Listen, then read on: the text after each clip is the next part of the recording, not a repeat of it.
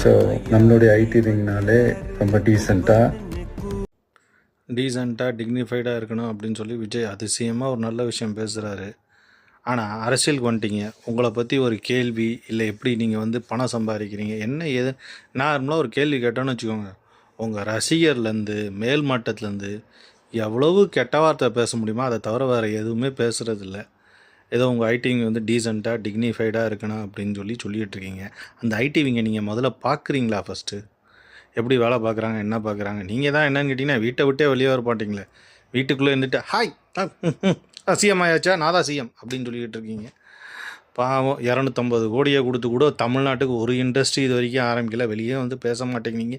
Simplicity simplicity சிம்பிளிசிட்டிங்கிறாங்க.